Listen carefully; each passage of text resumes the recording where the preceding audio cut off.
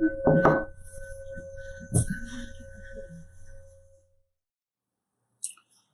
morning.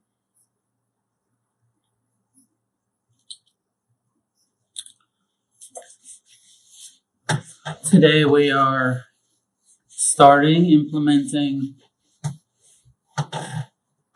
morning meditation, 9 a.m. I think we have 6 days a week where there'll be a morning practice. For those of you in the West Coast, I guess it's a lunchtime, a noon practice. For the East Coast. And also part of the intention for this is to offer a live daily practice for people in Europe who maybe not be able to catch our evening West Coast one. So it should be evening in Europe. And welcome. I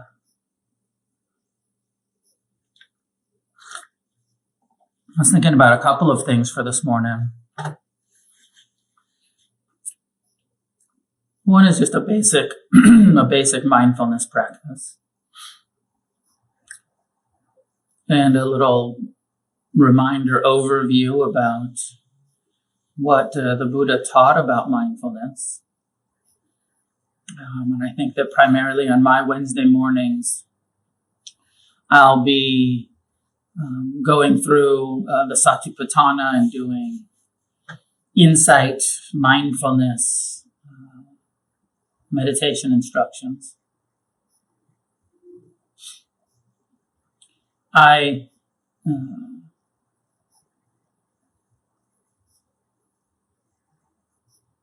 Mindfulness has been one of the core, most important transformational meditation practices that I've done in my life. And I feel like there's a lot of confusion about mindfulness now with the secularization of mindfulness, where they have left out some of the core Buddhist instructions.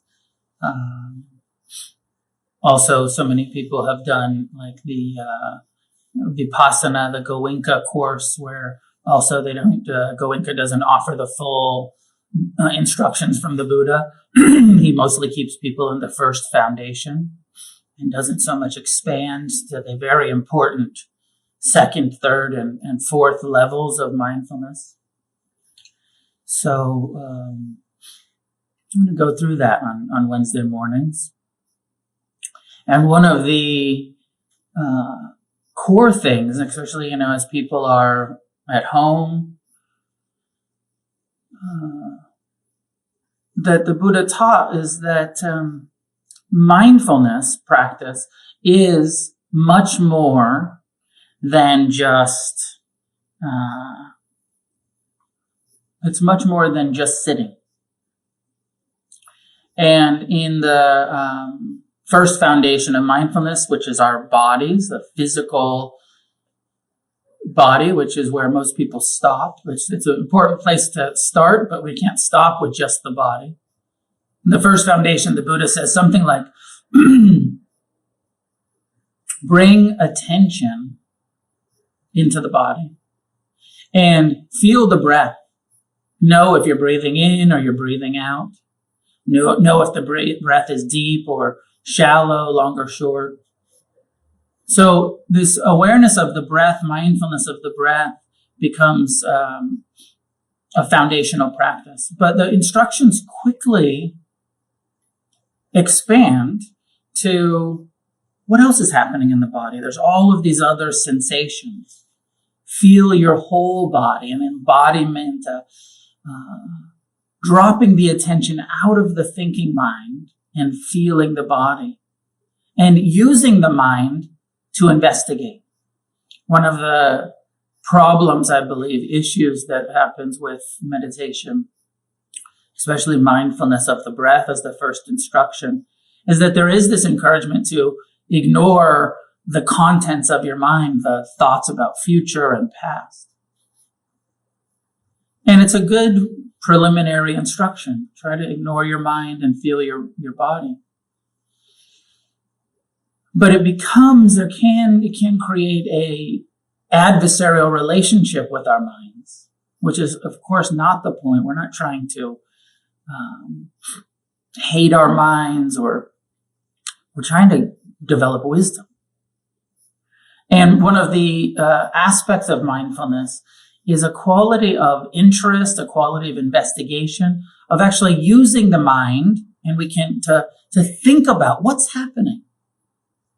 What am I feeling right now? Is my breath coming in? Is it going out? So we actually are engaging a quality of intentional, what we'd call investigation or interest into the present time experience of the body. The Buddha expands from just sensations in the body to investigating, thinking about, reflecting on, how am I experiencing this body as the four elements? The body, which is made up of the same matter as everything else in the world. There's an earth element here, just as the earth that we live on, the solid, the carbon. And there's earth element in this body, and we can bring mindfulness to it. And there is, of course, water element, the same moisture that's in the air, the same, almost the same consistency as the saline of the salt water of the oceans. 78%, almost 80%, something like that, of this body is water. We can be mindful of the fluidity of the body. You can feel it in the saliva, the tears, the sweat. And then you can become aware of the heart pumping blood through our bodies, and how the blood is oxygenated by the air. And so we have the earth element, we have the air element that connects with the water or fluid elements of the body. And then, of course, there's the heat, fire, the 98-degree average body temperature that body maintains. This body is a hot body. So we can be mindful of heat. We can be mindful of fluidity. We can be mindful of the earth element. We can be mindful of the air, not just the breath sensations, but that this body is porous, is breathing. The skin is breathing.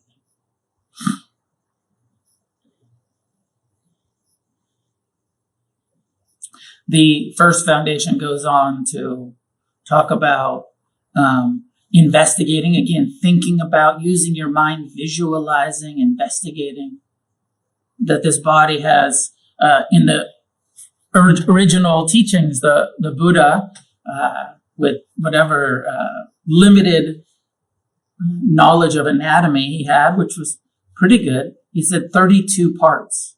Reflect on, think about, meditate, visualize your body as the components of skin, of bones, of flesh, all of the muscle that makes up this body, all of the organs that make up this body, all of the different fluids, the pus and the urine and the blood and all of the different forms of liquid nature of the body.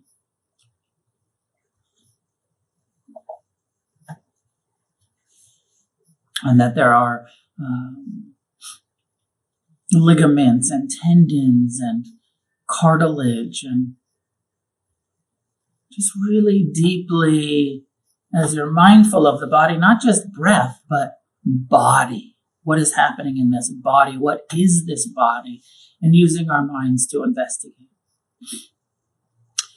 On Monday night, for those of you who tuned in, or if you didn't, it's on the Facebook or the YouTube or the podcast, I went through the corpse meditation, which is also part of the first foundation of mindfulness.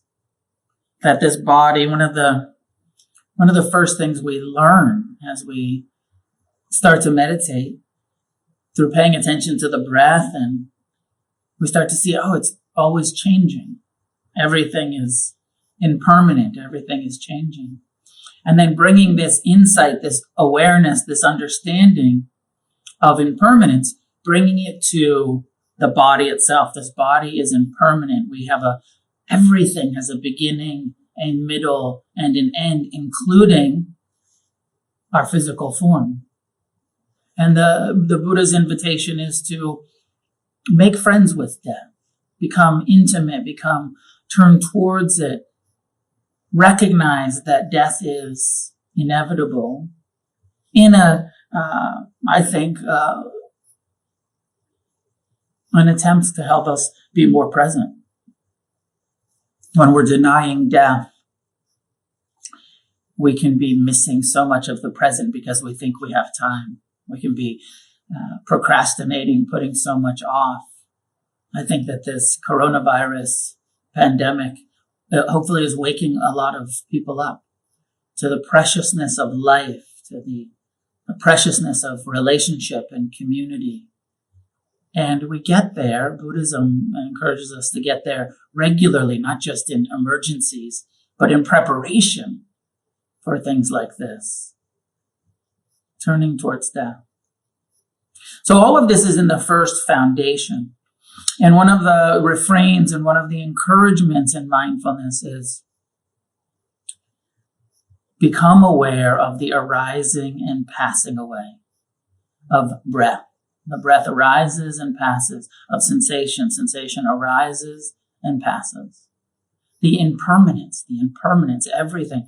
As we open to the other sense doors, every sound has a beginning, a middle, and an end. Every emotion has a beginning, a middle, and an end. Every experience, even this self-isolation that we're going through, however long it lasts, whether it's more weeks or more months, there will be a beginning that we'll remember when that happened and we weren't taking it seriously, and then we took it seriously, and then we lived this more isolated life for those weeks or months, and then it ended, and the preciousness that we then felt and the appreciation we felt again of being able to go to our meetings and our sanghas and our every experience, beginning, middle, end, arising, sometimes sustaining experiences. Impermanence doesn't mean that it's on our time level. It doesn't mean that it goes away quickly. It just means that it arises and it will eventually pass. It will be impermanent. It won't last forever. There's a refrain in the mindfulness teachings towards the end where the Buddha says, this is not just a sitting meditation. This mindfulness can be done in 4 postures. Formal mindfulness practice can and should be done in a sitting meditation practice. And it's where the instructions begin, this 7th factor of the Eightfold Path. He says, here's mindfulness. This is key. If you want to wake up, you have to learn this. You have to develop this skill. And he says, take a seat and establish mindfulness of breath and body and 4 elements and 32 parts and this body as a corpse. Sit and do this. And then at the end he says, and you can do this standing. You don't have to be sitting to be doing a formal mindfulness training. You can stand up and just take a standing posture and bring mindfulness into the body, the elements and the parts and the impermanence of the body. It says, and you can do it laying down. You can take a reclining pose.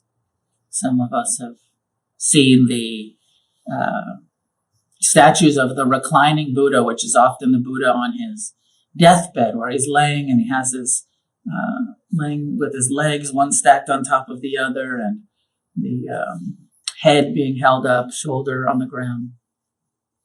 This is actually a traditional meditation posture.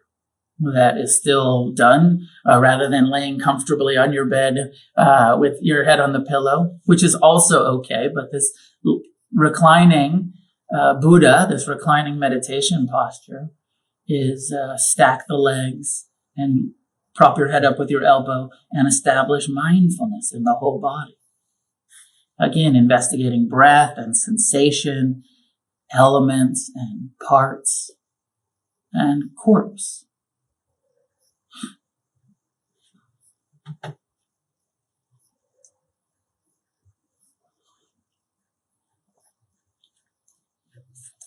The fourth, so sitting, standing, laying down.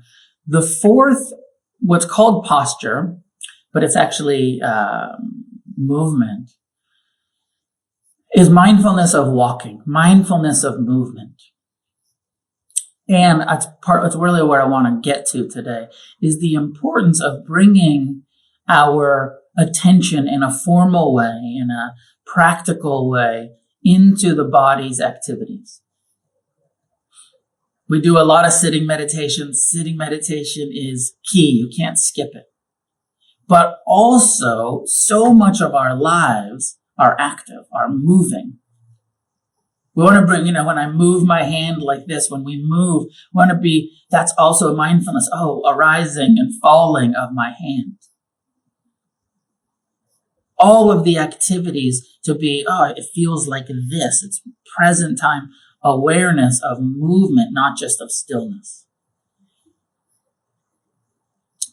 So the walking meditation has been so important to me.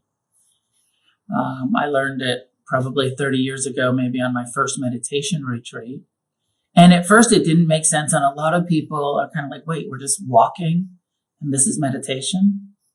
But the instructions are bring your full mindfulness into the body. You've learned to do that from the sitting. Present time, non-judgmental, kind, investigative awareness. Establish that in your body, in the present time experience. And now start to move, walking. And bring attention to the lifting, moving, and placing of the foot.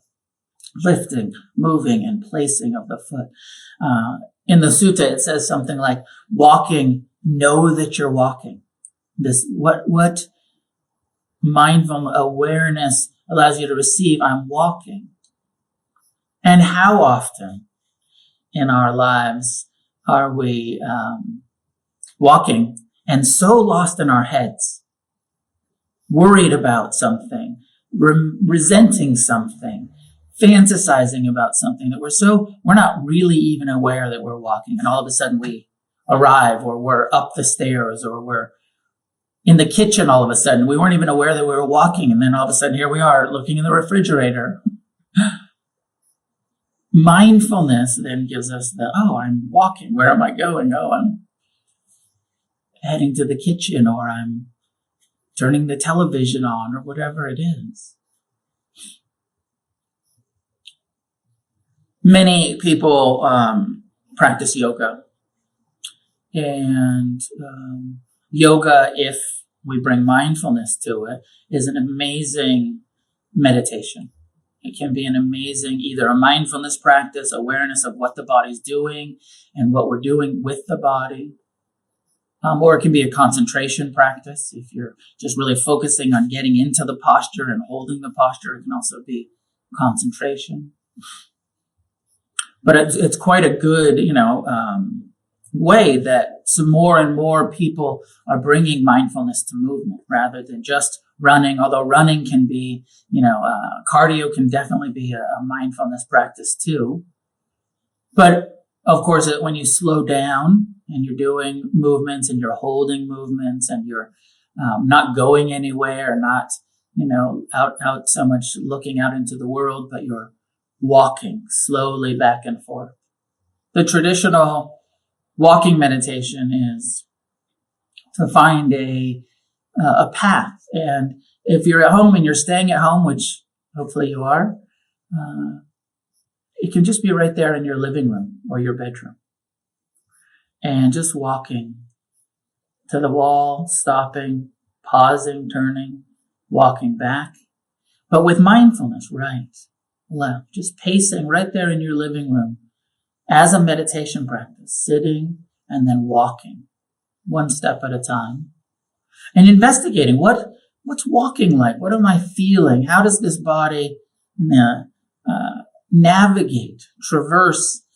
And you see that there's this lifting and this moving, and there's this kind of falling forward that happens with each step. And it becomes, bring a curiosity, bring an interest into a simple movement like walking. And again, just like in the sitting meditation, our mind wanders. We get lost in thought. We get engaged in future and past and fantasy and hope and fear and all of the things that our minds do. And so it takes some effort. Come back. Here. This footstep. This footstep. Right foot. Left foot. Right foot. Left foot. I hope this makes sense, and I deeply encourage you. We'll sit for a few minutes now because we're online, I don't really know how to do walking meditation with you online. I guess I could turn the cameras and we could walk back and forth. I'm going to try to figure that out. I'm not there yet, but I'd like for the offerings here at Against the Stream to not just be sitting meditation, but also to be some movement. I'm actually going to ask, I'm going to try to do some walking with you in the mornings. I'm going to ask Jason Murphy, who does the Wednesday night, and I think he's going to be doing Friday mornings. I'm going to ask him if he'll maybe do some Qigong, also a very good moving meditation. Those of you who do yoga already know there's so many great live streams, yoga offerings happening now. But just the encouragement that our spiritual practice, in order for mindfulness to be fully incorporated into every aspect of our life, it has to include a training of bringing attention to movement. Whether that's the Buddhist walking meditation or the Hindu yoga movement meditation or the Chinese Taoist Buddhist practice of Qigong, or it's just your morning jog or your weightlifting or your Pilates or your whatever, your dancing. I love to, it's also, I hope that people are at times in the self-isolation putting on some music and just moving around and engaging with the music and the movement and with mindfulness. For, I don't know if any of the 5 Rhythms teachers are live streaming any movement stuff, but for years we had Lucia Horan, who's one of the 5 Rhythms teachers, teaching mindfulness of movement and dance and these 5 rhythms. And I just think it's such a good and important practice to get in our bodies. And it's not just about sitting, it's about getting free and staying present in all of the activities. So that having been said, I feel like the format of this doesn't allow me to do much of that. I'm not prepared. I got to move the cameras around and stuff to do some walking practice with you. So for today, we'll just sit and we'll bring mindfulness to the first foundation. And then I'm going to expand to the second foundation, which is the feeling tone, and the third foundation, which is don't ignore your mind, investigate it, know your mind. And the fourth foundation, which is what is the truth of what's arising in this present moment.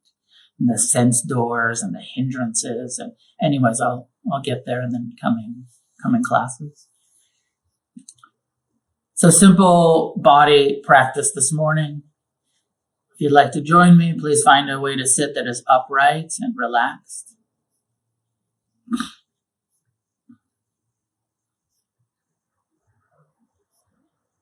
Allow your eyes to be gently closed.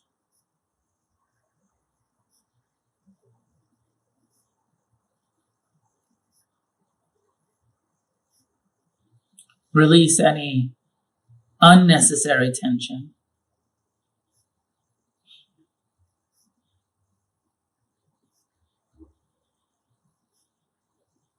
Softening the brow, the eyes, the jaw.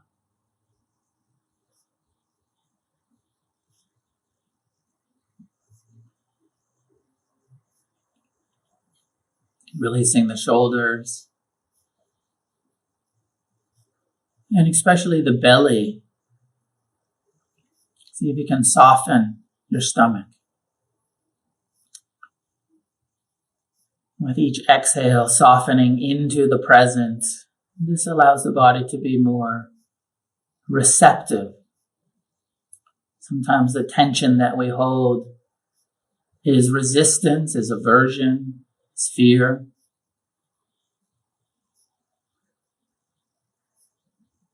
Soften and release that resistance. Let the fear be present, arise and pass if that's what's here. Soften around it, breathe into it.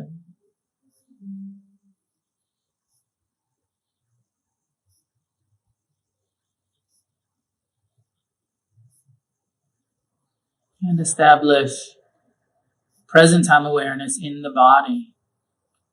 Feel your hands resting. Feel your feet on the ground or the cushion, the couch, wherever you're sitting.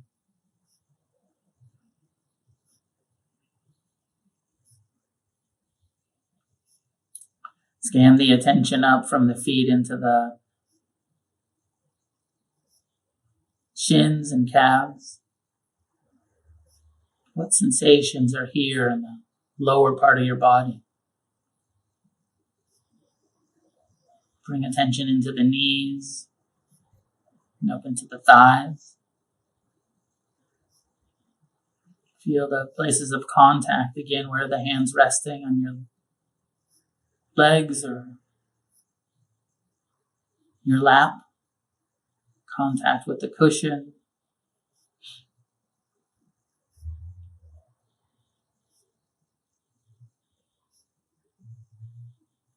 Feeling our ass in the chair, on the cushion, on the couch, on the floor, wherever you're sitting.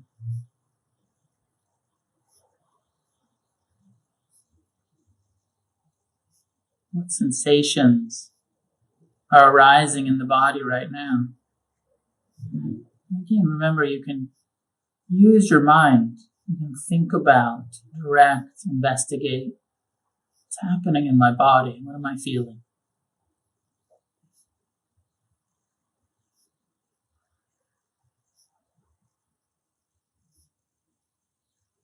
And where there's tension, you can try to soften it, release it.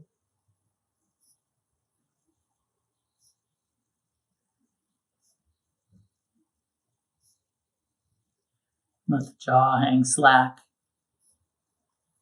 Body soften, belly at ease. Body breathing all by itself. No need to control or manipulate your experience, your breath.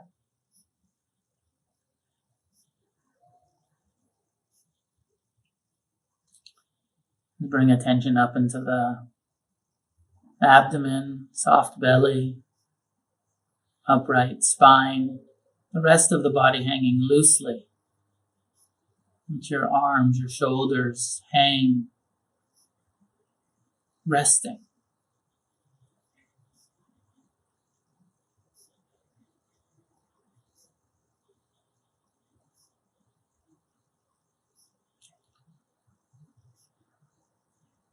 Hands, forearms, upper arms, shoulders.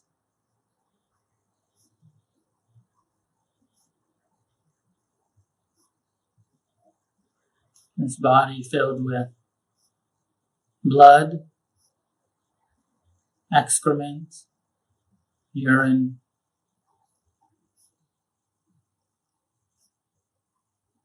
These organs hopefully doing their jobs, the lungs breathing, the heart beating,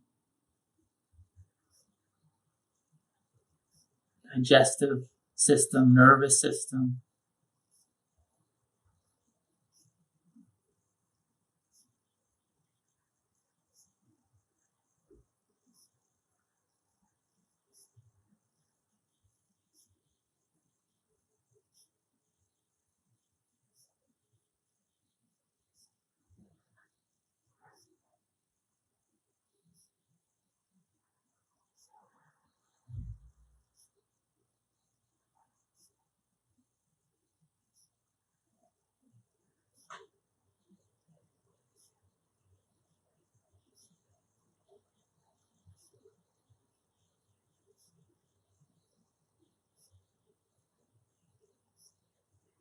in your neck and face. Again, softening any tension that comes into the brow, the jaw, the eyes.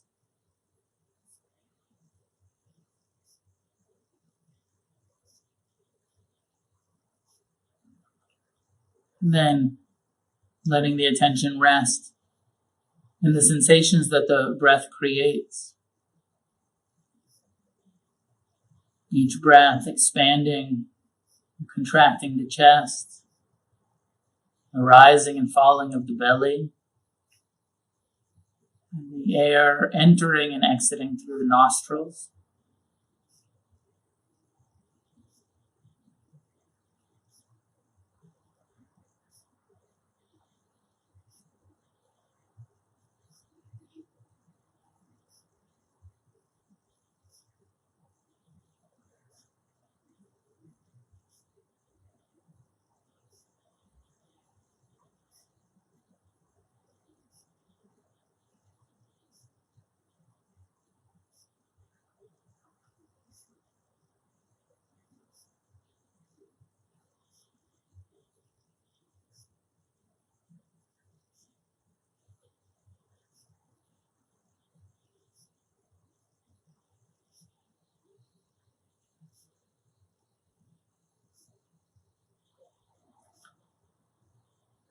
Breathing in, know that you're breathing in. Breathing out, know that you're breathing out. What allows you to know each breath? Where do you feel it? Rather than observing the breath from the mind, receive the breath from the body.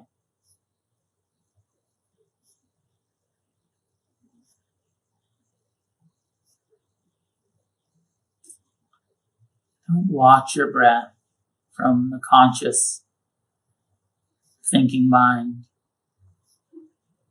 Feel the breath, receive it in your belly, in your chest, with the nostrils, wherever you feel it.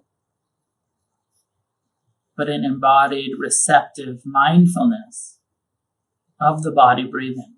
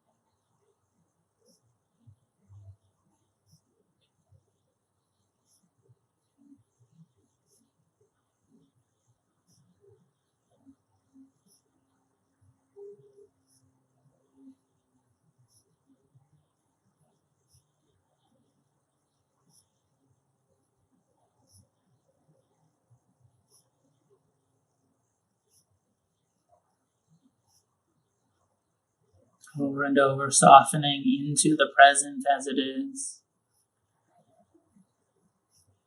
into any worries, fears. Where are they in your body? What happens to your belly? What happens in your chest, in your jaw?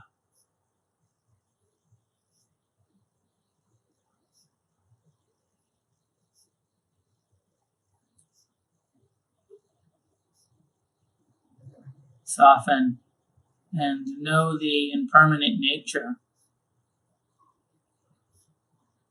of sensation, of emotion,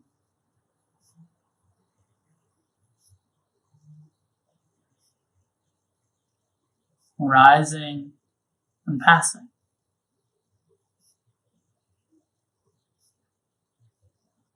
appearing, sustaining, and disappearing.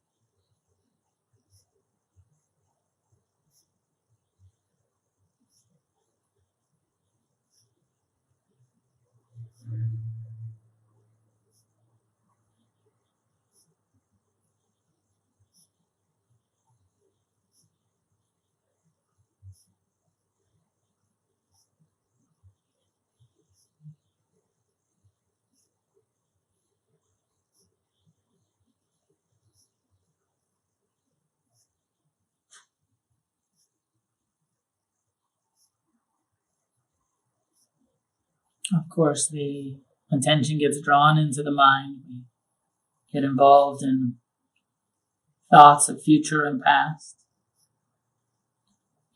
Much of the training of the mind, the training of the monkey mind, as the Buddha put it, is the gently returning. And it's important how you return to the body, how you come back, to not create an adversarial relationship with your mind, but a gentle understanding, but firm resolve to stay present and not be wandering in thoughts of future and past, to be here, embodied, present time, investigative and kind awareness. Let go of the past as much as you can. Let go of the future, not stopping the mind, or not being so involved. Just let the thoughts be in the background. Returning to the present time, embodied sensory experience of breath, of the elements in the body.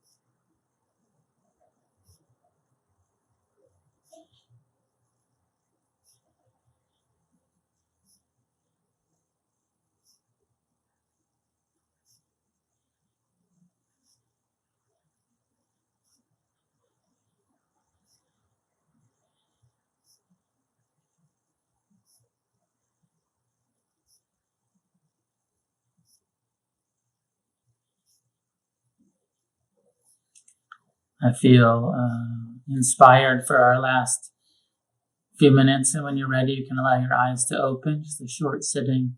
And I feel like I want to try to do the walking practice, so bear with me, and please join me in the walking practice. I'm going to try to turn these cameras around, and let's see how it goes. So as you're ready, allowing yourself to stand, come to a standing posture.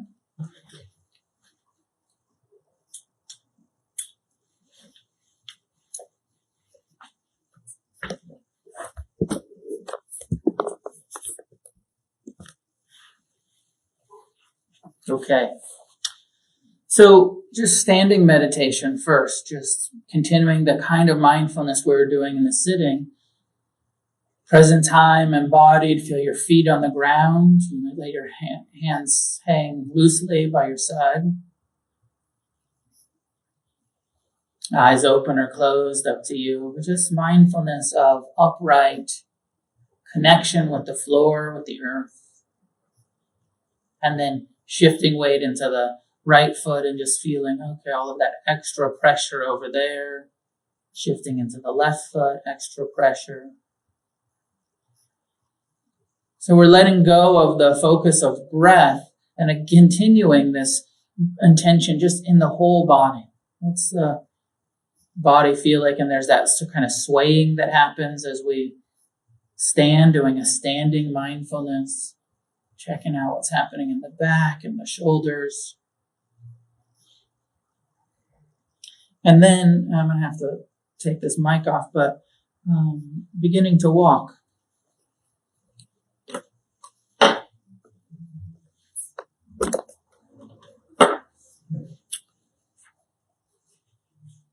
So finding a place in your home, wherever you're watching, maybe you're in an office or a living room or on your phone or a laptop. If you can, set it down, take the standing posture, and then we'll do some walking meditation by simply walking back and forth and bringing attention to right foot, left foot, right foot.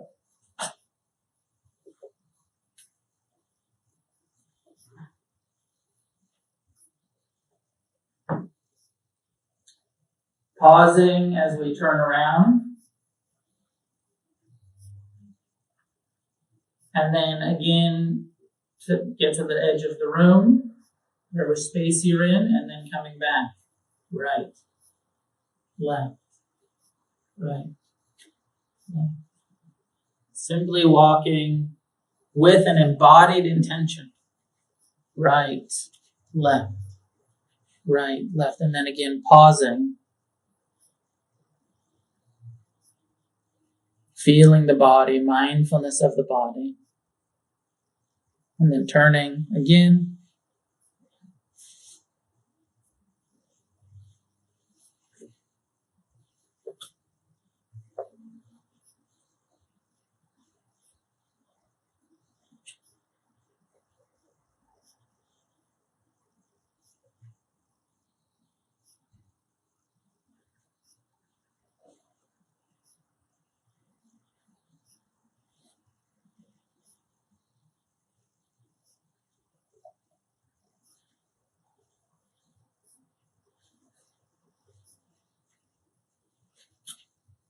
You can find your own pace.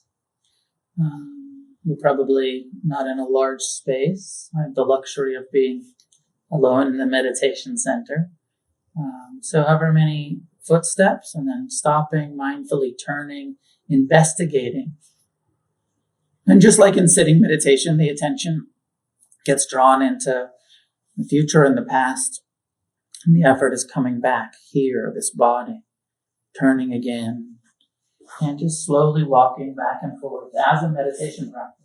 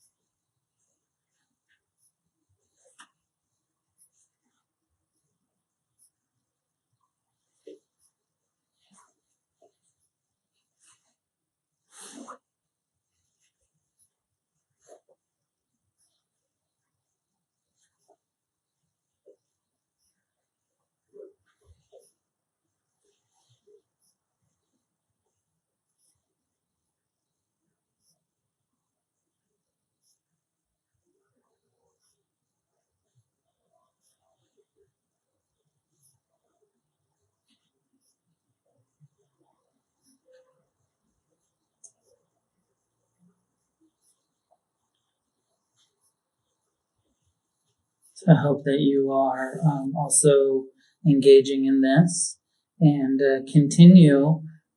And if this isn't a regular part of your practice, I encourage and invite you to incorporate movement. And many of you are already doing yoga or other active meditations, but consider a simple walking meditation as you get your daily practice going. Sit for half hour or 40 minutes or however long you sit, and then do some walking practice. And we've talked quite a bit about this self-isolation as a retreat, opportunity. And this is what we do on meditation retreat. We sit, and then we do walking meditation. Then we do sitting meditation, and then we do walking meditation. So I don't expect that you'll do that all day, every day, but incorporate a little bit more of the mindful movement. And I believe you'll see, as I have seen in my own life, the more I learned to be present with the walking, the more I was naturally more present while I was driving, or I was running, or I was in whatever activities that I was doing. Eating meditation is another thing we can talk about and maybe do some of together. Maybe next week I'll bring my breakfast and we can eat mindfully together. Anyways, I hope that this was helpful. I'll see you. I'm doing Friday night this week, so tune in Friday to me. There's classes just about every day.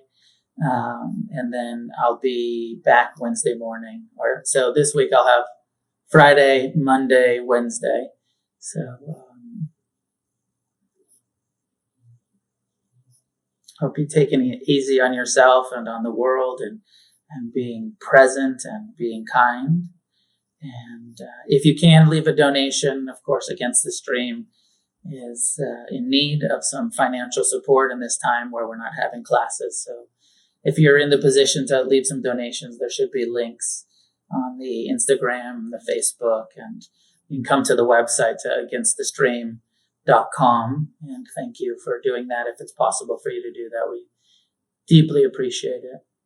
And if anybody wants some one-on-one guidance, support, you can reach out to me. You could direct message me on Instagram, or you could message me through Facebook. And I do counseling and meditation, mentoring support. So if you're looking for that. Last thing that I wanted to remember is that on this Saturday through Refuge Recovery, I'm going to do a day-long, a 10 to 4 practice for those of you who are in recovery, Refuge Recovery, where we're going to do meditation and be giving some talks about how we use Buddhism as our healing path in recovery. So please join me for that. Again, that's by donation. And the information for that is on refugerecovery.org.